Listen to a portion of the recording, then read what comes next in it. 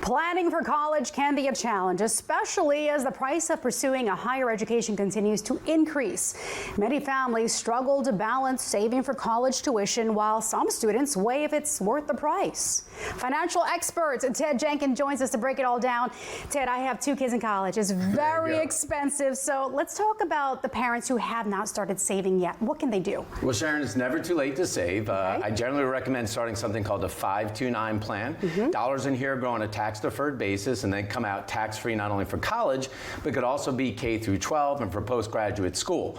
Of course, there's also something called an UTMA, Uniform Transfer to Minors Act. It benefits from something called the kiddie tax. And now recently, with the One Big Beautiful Bill Act, we have the Trump account. And that means newborns between now and 2028 will get $1,000. It can be used for college, but there are at least a half dozen to a dozen ways to save for college. That is great. I wasn't aware of that, so thanks for breaking it down. All right, so is it worth saving for college in the long run here? I don't know. Beauty's in the eye of the beholder, I'd say that. Yes. But look, on average, what the stats say is that somebody that goes to college will make $900,000 more over the lifetime than somebody that does not. However, Sharon, I think the pendulum is swinging here, and because we have a dearth of people in blue-collar jobs right now, that shortage, I think you're going to see blue-collar wages rise over the next 10 years. So those kinds of jobs will become bigger and bigger in terms of pay. We're seeing a lot of that push into those trade schools. That's right. All right, so why is college enrollment going down? Probably partially what you were saying there. Well, it's the skyrocketing cost of college. When you have private schools that are almost $60,000, parents are saying, is the ROI there? Am I going to get a return of investment on my money? Good point. In addition, there's a lot of cuts from states in terms of funding.